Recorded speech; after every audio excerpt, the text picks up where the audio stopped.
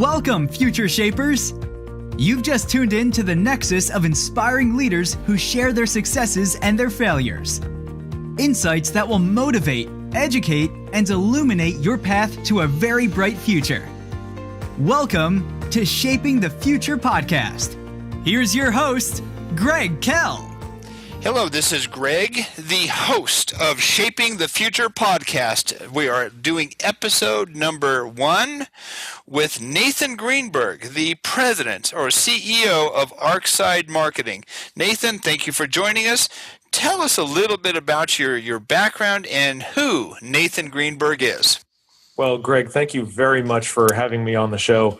I appreciate the opportunity that you're giving not only to me, but other business owners as well. So, short introduction about me is I have been an entrepreneur and marketer for my entire career. I have always had a passion for what marketing can do for an organization. And I don't just mean that in terms of for-profit companies trying to sell you cars or sticks of gum or whatever it is. Any organization can realize significant benefit from doing ethical, legal, creative, fun marketing. And that's what I hope to bring through my career. In my non-work time, love spending time with my family as much as we can. Got a young son and my wife. We live here in the Inland Empire region of Southern California. Passions include politics, religious studies, off-roading, and just trying to get outdoors as much as we can. Excellent. It sounds like you have a very well-balanced life. Many future shapers in our audience covet that, in fact, aspire to that well-balanced life. Tell me, Nathan, what are you most passionate about today? Well, for the last, I would say about a year or so, I've been noticing a significant trend professionally in terms of marketing, in that a lot of marketers are only just beginning to understand the value of storytelling and not creating, I should say not, but no longer creating ads where it's all about just selling and pushing prices and trying to, the lost leader concept that's very common in our industry. But more and more marketers are finally coming around to the notion of connecting with human beings. And there's a significant amount of research that has shown this over the last 10 years or so. People are willing to pay more for a better experience. And I think that's one of the biggest downfalls of our industry, is that we're still relying on these base level triggers, these base level stimuli. And I think that more marketers are now coming around to the idea that, hey, if we actually form relationships with these customers, they're going to be better customers, they're going to appreciate their experience, and they're more likely to return. And that's what any business is looking for. So really my passion right now has been educating marketers and business owners and managers about that concept and how do you do it successfully? How do you create these things? How do you find them within your own organization? That's been our big focus for about the last year or so. It sounds exciting, Nathan. It sounds as though you have noticed a change in the marketing demand and an opening or an opportunity to get value by helping to educate your clients on the value of storytelling within their marketing concept. Is that correct? Absolutely. Excellent. Nathan, considering that you have been an entrepreneur from day one, you must have gone through a couple times when life has thrown you a curveball, some marketing failures. Tell us about the worst entrepreneurial failure you have experienced in your career. I'm not proud to say that there have been a few of them. There have been a lot of them. But I coined a phrase many years ago. I finally decided that I was not going to have a bad day. A bad day means that I wasted a day. So I began using the phrase that basically I have two kinds of days, either a good day or an educational day. Because even if it was something that was negative, I need to learn from that. So one of the things that I've done is, or that I experienced, to answer your question more directly, is when I first launched this company, Arkside Marketing, as opposed to the others, I used this company as a very home-based business. And I mean not only for me, but also for every employee or contractor or vendor that I worked with. Everybody worked from home. And the reason I did that was because I wanted to make sure that everybody enjoyed their job. I wanted people to have freedom to do things during the day. I wanted people to have freedom and comfort in their daily operations. And for me, it came down to, so much of our lives is spent at work versus not doing work, that I wanted people to really appreciate that, and I wanted to give them some freedom. So I created the company. And all of my initial employees, from designers to salespeople, all worked from home. What I learned over time was that actually made things very, very complicated. People, for whatever reason, personal or otherwise, they didn't treat it as seriously as they would have if they were in an office. They didn't consider 8 to 5 working hours, and they thought, well, maybe I'll take a 2-hour lunch, but I'll work until 6. And it just became very challenging to keep everybody on the same page, on the same team. And we certainly did a lot. We wanted to make sure that we were always communicating via Skype or Google Hangouts, and we were having meetings that way. But ultimately, if people weren't working in a regular, I should say more typical office environment, they weren't quite as dedicated to that job. And we encountered quite a few challenges and lost quite a few good people because one person was very polite and blunt enough and said, look, I need more structure. I'd love to stay with your company, but I know you want this to be a home-based business and I want structure. So the curveball was learning what employees wanted in response to my experiment, and I failed at that. So I learned very quickly that I needed to give people the environment they wanted out of a job so that they could find the value in it and find the appreciation of it versus what I thought they should have. And I needed to find a better balance of that. Excellent, Nathan. I am pleasantly surprised to hear the change that has transpired. You have an excellent office, very, very sharp, excellent location, beautiful internal furnishings and the like. So I am pleased to hear that you made that migration. Tell me, what lessons did you learn from overcoming this failure in the past? Well, again, the one that I took mostly as a manager, as an entrepreneur, was that I needed to be more responsive I needed to take care of my people better.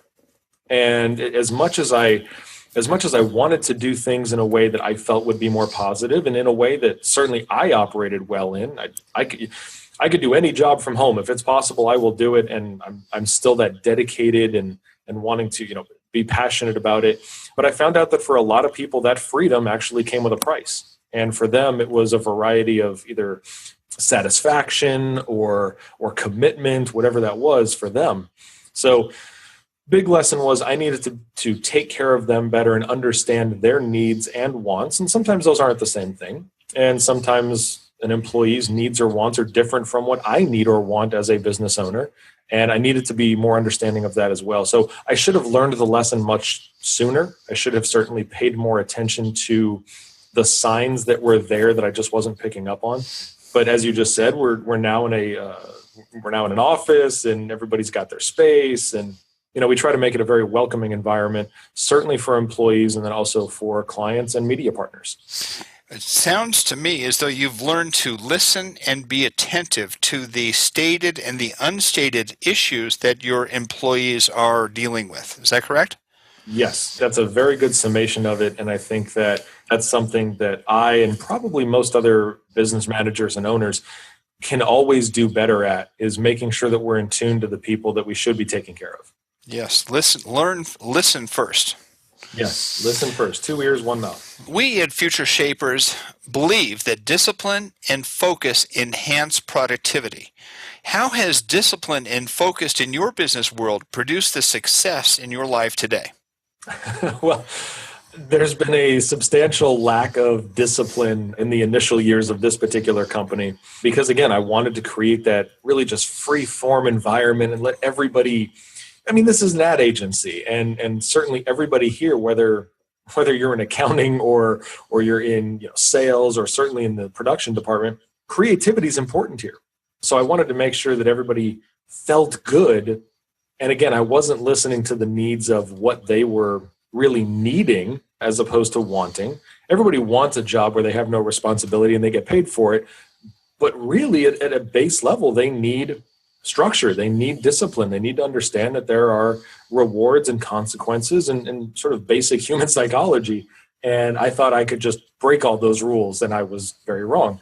So discipline has certainly helped, again, with the structure of it and giving people a more organized environment where they understand boundaries. And that's been important both for them and for me.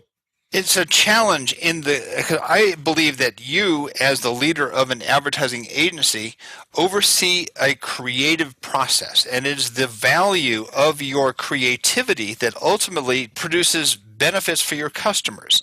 With considering that creativity is so important, two questions. How do you manage the creative process within your organization? And as a follow-up, how does innovation fall into play to help Arkside marketing be successful? Answering the first part of that question is yes, I do oversee, one of my unofficial titles would be a chief creative officer or a creative director. And coincidentally, as you ask this, there's actually a series of videos that came out from Adobe, the people who make Photoshop and other production software, where they created this video series called The Hovering Art Director. And it plays off of a very typical stereotype within our industry of that creative freewheeling guy who goes around from desk to desk trying to inspire people and give them beautiful creative advice, when in turn he's really just driving his production staff insane. And that's something that when those videos came out, I actually had one member of my team very quietly send it to me and say, hey, take a look. And it's because I have that tendency to really become so passionate and involved in a project, I can drive my employees nuts, because I'll be sitting there just like, okay, well, what if we move that 3 pixels to the left? And, ooh, how about green? Doing things like that. And they're sitting there saying, I don't think we need it. We're good. This is a beautiful product. Stop touching it. It's kind of that thing. So really it's the creative part of it. I have to oversee that because ultimately, the buck always stops with me, no matter who breaks something or succeeds at something. And I want to make sure that we're putting out the product that meets not only our client's vision, but certainly our contribution to that, in giving them the decades of experience that my team and I have, giving them the exposure we have from other industries outside of that particular client.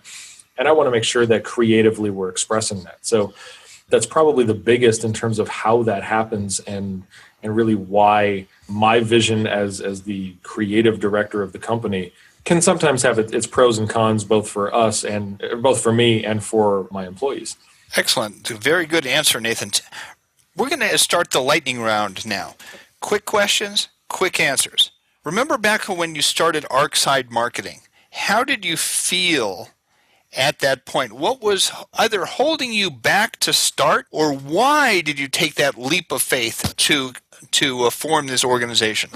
I took the leap of faith because I was meeting an unmet need in the industry. There are many agencies who are focused either A, on their own portfolios and winning as many awards as they can, or B, focused on significant profits at the expense of their client. I believed that there was a way to create what would normally be a large agency that you might see on something like Mad Men, and bringing that down to every level, small, medium, or large, and creating something that was a one-stop shop for any organization. Excellent. So you saw the need or the opening to have a one-stop shop in the small to mid-sized business community and provide creative marketing solutions for them. Is that a fair summary? Yes.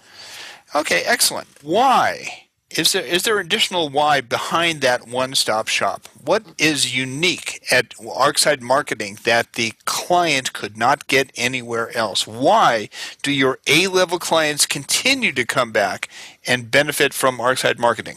Most of the value comes from my professional experience. I'm one of the few people that owns and operates an ad agency that's actually worked on all 3 sides of the marketing industry. Those 3 sides are the media side, so radio, television, Facebook, whatever it may be. The media side, the agency side, and also the client side. I've served as a VP of marketing. I've served as a director of marketing for businesses, and I understand both sides of the agency relationship and how the media works within that. Excellent. Tell me about, succinctly, your ideal client. What do they look like? Ideal client would be an organization that's in what we call a regulated industry. So anybody that is overseen, in most cases legally, by a government, a trade association, a manufacturer whose products they sell. Anybody whose marketing and advertising is regulated by some sort of an oversight body, and there are significant penalties involved if they were to do their marketing incorrectly.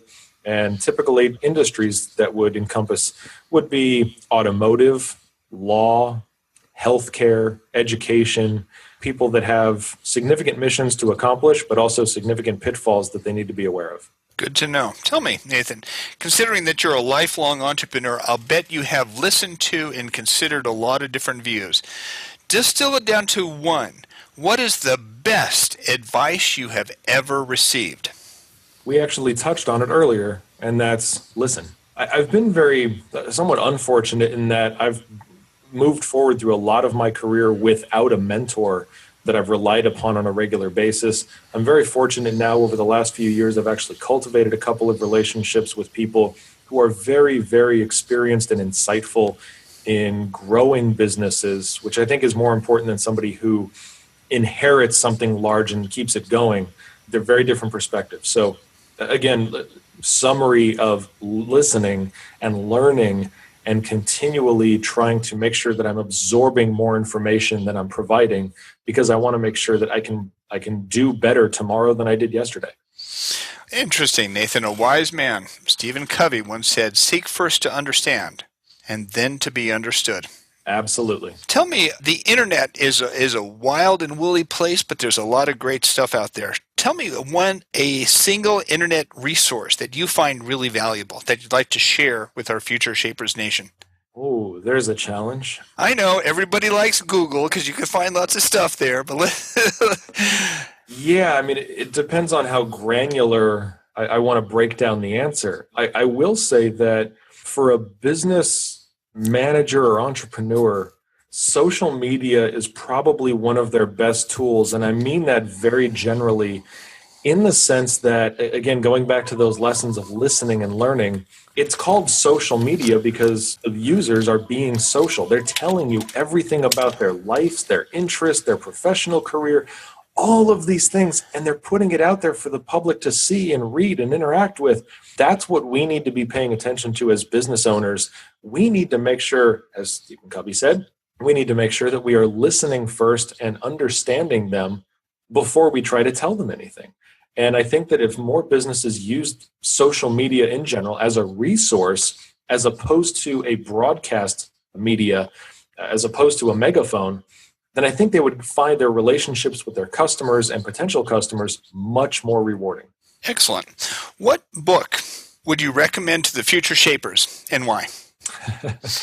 At the risk of putting myself out of business, which I am more than happy to do if people do a better job marketing and have a better appreciation of it, a book that I recently read, and it was provided to me by a very dear friend of mine, is a book called Contagious.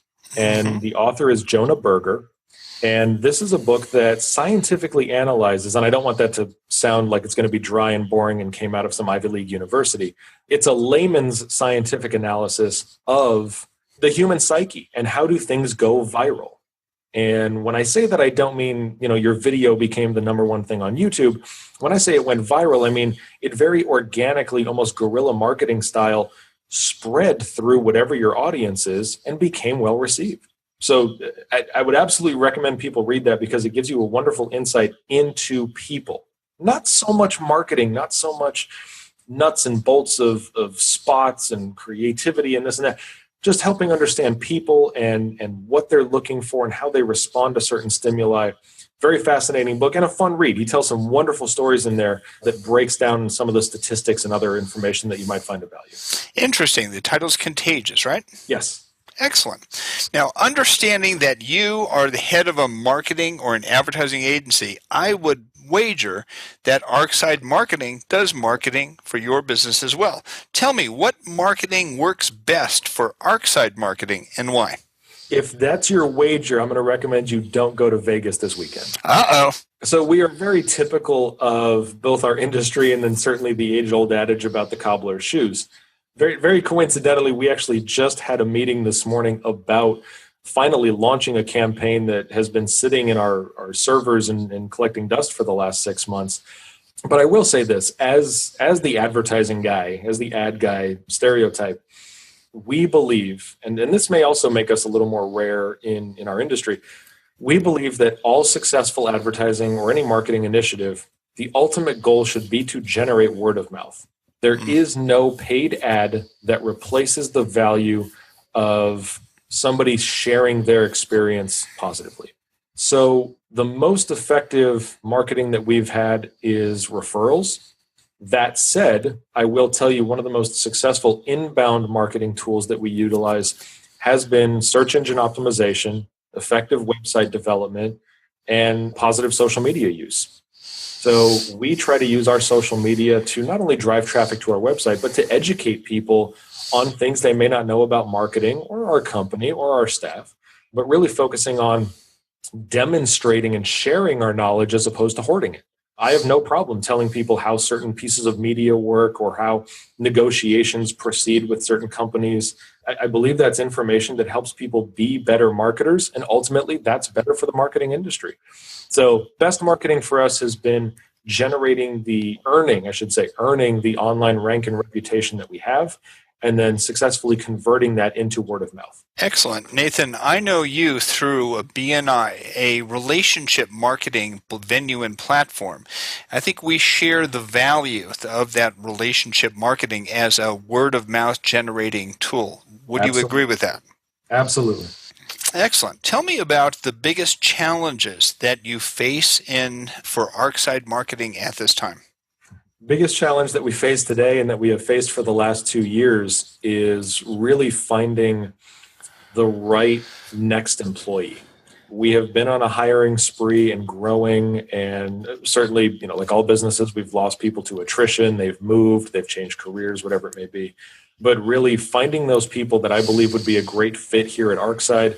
And I'm very particular about that, and I've had to learn how to be particular better. So really, one of the biggest challenges we face is finding that person that I feel is going to be a positive contributor to the team and somebody that has experience. Because we are an ad agency, in most cases, we don't have the option of bringing in a rookie and training them. They need to understand marketing. They need to have some experience with it. And that's a very hard thing to find in our industry for people that are looking to make a move. Right. It's really the quality of the team that produces the best results for clients. Absolutely. It's hard to build and retain and maintain that team. Yeah, I'm very fortunate that we have a wonderful team here right now, and that's what we're looking to grow, not change. We want to make sure that we're growing in the right directions and utilizing the positive things that we're doing, learning from any negative experiences we've had, and try not to repeat them.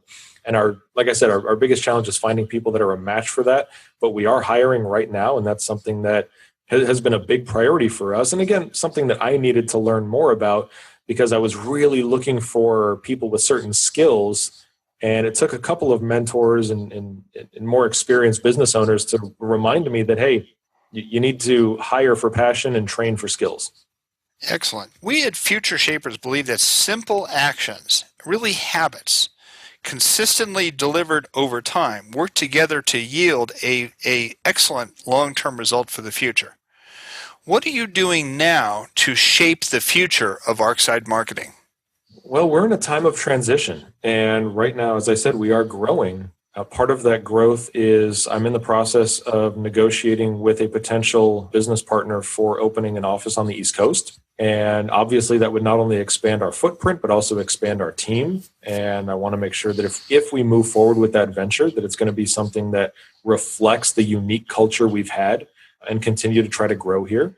Other than that, I would say it's really learning how do people, and I think this is an ongoing process, but how do people want to seek out the services we offer? Because we are somewhat unique, especially in the small to mid agency size area, where we are a one-stop shop, and that's not normally what people look for. We're learning that people are sort of siloing certain marketing services. They just want somebody to handle their social, or they only feel that their biggest concern is creativity or brand development or whatever it may be. So they try to find somebody that only does that.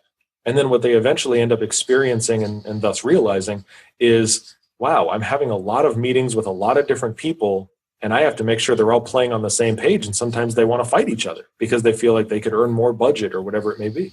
So I want to make sure that we are constantly helping to educate people on the value of having that one-stop shop, the value of having in-house resources and consultancies, and how do we grow that.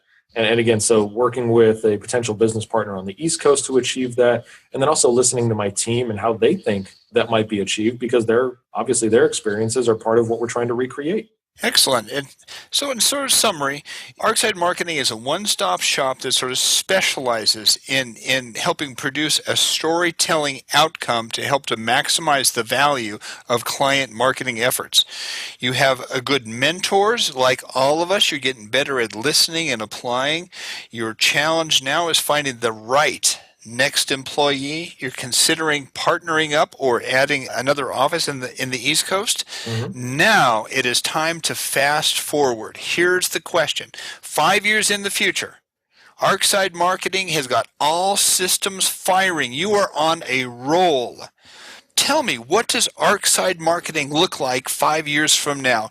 5 years from now, Arkside is going to be looked at within our industry as both innovators and what I'll call welcomers, because we are prioritizing education and helping people understand the process of marketing and all of the elements involved. 5 years from now, we will be recognized as both technology innovators, concept innovators, and then also welcomers to the industry of people who are saying, I don't know if I want to get into marketing. It's like, well, look at that company and see how they do it. That's the kind of environment you want to work at. Outstanding. How's your reach? How is your revenue? How's your size 5 years from now when things are rocking? When it comes to size and revenue, those are difficult questions to answer for an agency because, I should say for an agency like ours where it's a full service ad agency, specifically because our profit margins are drastically different from product to product and service to service. Also, again, one of the reasons I created this agency is because I didn't want to be one of those shops that focused on revenue and or awards. I wanted to make sure we were delivering effective marketing that maybe never got recognized within our industry, but certainly made a difference to our client. Nathan, stay true to your roots. Yeah. It's staying true to the roots, and it's also making sure that we don't become one of these very corporate ad agencies. And look, every company has to develop their own culture and whatever works for them, I'm happy for them. But I don't want to create a very corporate environment. I don't want to create something that is, has more paperwork than ideas. And I want to make sure that we are growing in a way that it best serves our clients, while also certainly meeting our goals for revenue generation and employee satisfaction. But in terms of what would revenue look like, I could throw out some vague numbers, and that doesn't really apply to us because we're not setting dollar amount goals. We are focusing on client retention goals, things like that. Mm-hmm. Excellent. Client retention is an excellent metric.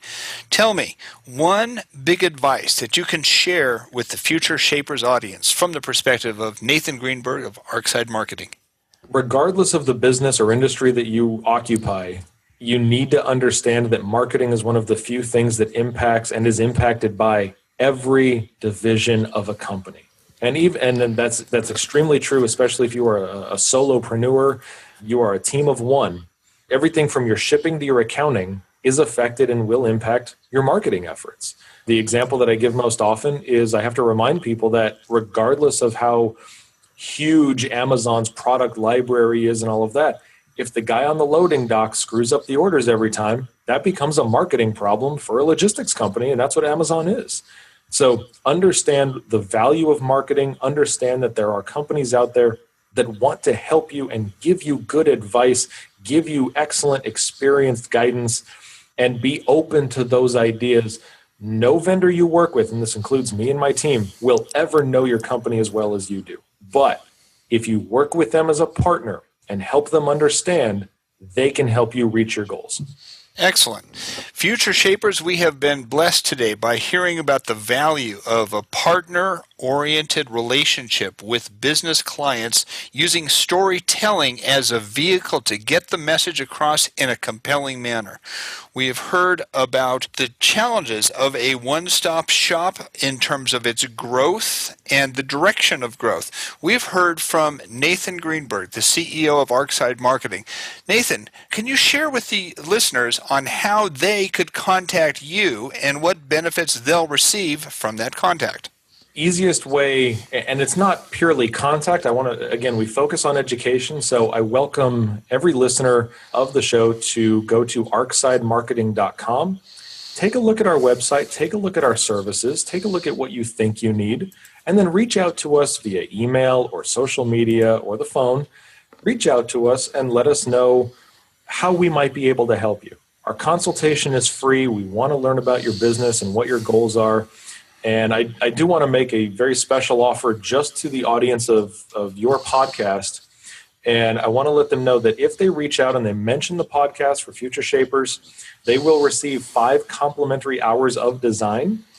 And we have a lot of businesses, a lot of service that we offer is for rebranding, companies that want to update their look. So I want to make that offer available. Or if your business is utilizing the media, let's say you're utilizing radio or television or billboards or social media, we are extending an offer just to your audience, 2% off of your next media buy that's placed through us. We're happy to take that right off the top and give you that money back into your pocket so that you see additional value, and certainly welcome you and thank you for listening to the show. Thank you, Future Shapers, for joining us. Thank you very much, Mr. Greenberg, for joining us and sharing with us the value of storytelling and essentially customer service and employee quality. Appreciate all the messages that you shared with us today. Future Shapers, we'll catch you at the next episode. Thank you very much. And that's all for today. Thank you for joining this episode of Shaping the Future podcast. We leave you, Future Shapers, with this challenge. Act boldly today to shape your future, because if you don't, it will absolutely be shaped for you.